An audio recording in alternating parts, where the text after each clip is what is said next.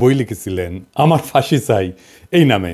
এই নামটা উনি দিছিলেন এই জন্যই যে উনি একজন মুক্তিযোদ্ধা, আওয়ামী লীগের একজন একনিষ্ঠ কর্মী, হাসিনার একজন গুণমুগ্ধ ছিলেন। সেই রেন্টু ভাই যখন হাসিনার ঘনিষ্ঠ হইয়া তার পৈশাচিক রূপ দেখলেন, তিনি তার পুরা পলিটিক্যাল জার্নির জন্য নিজেরই দায়ী করলেন। তিনি ভাবলেন আমি কেন এই ভুল করলাম, এই দায় আমার, তাই আমি আমারই ধ্বংস চাই, আমারই ফাঁসি চাই। আমি ঠিক এইভাবেই আমি নিজে চিকিৎসক, ডাক্তার, ভালোবেসেই চিকিৎসা শাস্ত্র পড়ছি। আর এই চিকিৎসা ব্যবস্থায় যে অন্ধকার দিক দেখছি, যার মধ্যে কাজ করছি, তার ফলে আমার নিজের ফাঁসি নিজে চাওয়া ছাড়া মনে হয় মুক্তি নাই। তবে আমি এটাও মনে করি যে কোনো দেশের স্বাস্থ্য ব্যবস্থার মধ্যে ওই দেশে পরিবর্তনের চাবিকাঠি লুকায় আছে। আমি এই স্বাস্থ্য ব্যবস্থার সংকট নিয়ে কথা বলতেছি। এই সংকট কাটানোর জন্য এক বিপুল কাজ আমাদের করতে হবে।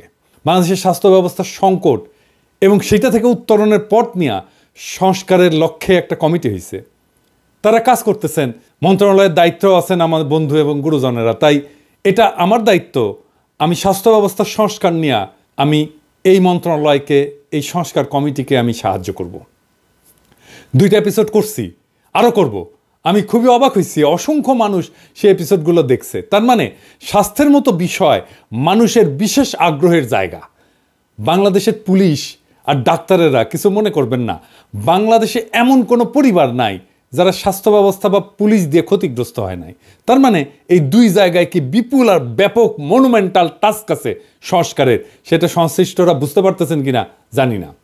কিন্তু আমার মনে হইল যে আমি যেই পাটাতনে দাঁড়ায় সলিউশনগুলো দিয়ে বলতেছি আগের 2 এপিসোডে, সেই পাটাতনে না দাঁড়াইলে আমার সলিউশনটা আমি কেন দিছিলাম সেটা বোঝা যাবে না। আমার সলিউশন কোনো সেন্স মেক করবে না যতক্ষণ পর্যন্ত না যে ইতিহাস বোধের উপরে দাঁড়ায় আমি সলিউশনগুলোর কথা বলতেছি, সেই একই ইতিহাস বোধের উপরে আপনারাও দাঁড়ান, ডাক্তাররাও দাঁড়ায়, স্বাস্থ্য মন্ত্রণালয় দাঁড়ায়, সংস্কার কমিটি দাঁড়ায়। আসেন আমরা আদি ইতিহাস থেকে শুরু করি, চিকিৎসা ব্যবস্থা আর তার বিবর্তনের ইতিহাস দেখি।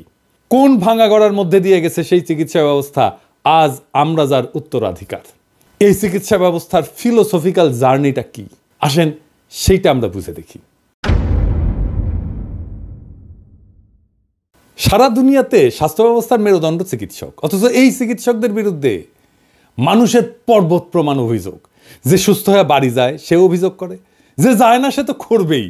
তবে এই যে অভিযোগগুলা, এটা যে শুধু বাংলাদেশে তা না, এটা সারা দুনিয়ার চিত্র। কারণটা কি? কারণটা হচ্ছে যে চিকিৎসা শুধু বিজ্ঞান না, এটা একটা আর্ট। সেবাগ্রহিতা হিসেবে থাকে একজন রক্ত মাংসের জীবন্ত মানুষ। সে মানুষটা বাকি সব মানুষের চাইতে আলাদা। তার আলাদা জীবন আছে, সম্পর্ক আছে, স্মৃতি আছে, শিক্ষা আছে। এই বিপুল বৈচিত্র্যকে মায়া দিয়ে, মমতা দিয়ে, দক্ষতা দিয়ে, বিজ্ঞান দিয়ে ম্যানেজ করাটা খুবই জটিল একটা কাজ। এই জটিল কাজটাই করেন ডাক্তার। 2008 সালে হলিউডে একটা সিনেমা হয়েছিল, নাম নাইটস ইন রোদান্থ।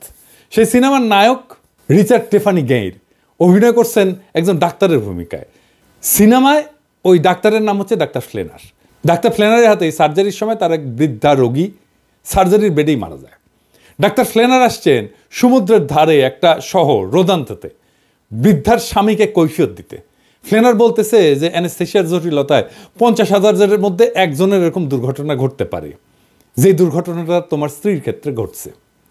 বৃদ্ধ কিছুক্ষণ চুপ করে শুনে বললেন যে 50,000-এ একজন একটা সংখ্যা, আমাদের 43 বছরের দাম্পত্য জীবন। আচ্ছা ডাক্তার, তুমি কি আমার স্ত্রীর চোখের তারার রংটা দেখছিলা? এই যে আবেগের তীব্রতা, সেটা ডাক্তার ফ্লেনার সামাল দেবে কিভাবে যদি না 2 পক্ষের বিশ্বাস আর এমপ্যাথির একটা সম্পর্ক তৈরি না হয়। পৃথিবীর কোনো পেশাকেই তো এমন তীব্র মানবিক আবেগ মোকাবেলা করতে হয় না। আমার ডাক্তার হওয়ার মোটিভেশন বগুড়ার তারা ডাক্তার, বাবার বন্ধু ছিলেন, আমাদের পারিবারিক বন্ধু ছিলেন, অসম্ভব রূপবান এক মানুষ ছিলেন। এমন মমতায় উনি রুগী দেখতেন, এমন অপূর্ব ছিল ওনার হাসি, ওনার উপস্থিতি রোগ অর্ধেক ভালো কইরা দিত। উনি যখন বগুড়া আলতাফুন্নেসা খেলার মাঠের পাশের রাস্তা দিয়ে স্টেথো গলায় ঝুলায় যাইতেন, হাঁটতেন, তখন মনে হইতো দুনিয়ার সমস্ত সৌন্দর্য উনার উপরে ভর করছে।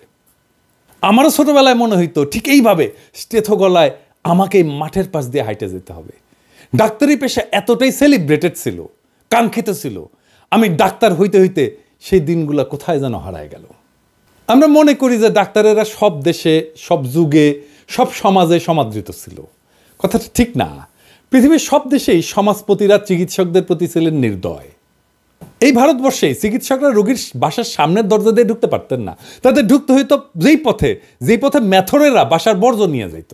গ্রিসের চিকিৎসককে মনে করা হতো নিচু জাতের কারিগর। রোমান সাম্রাজ্যের চিকিৎসকদের কাজ দেওয়া হতো দাসদের।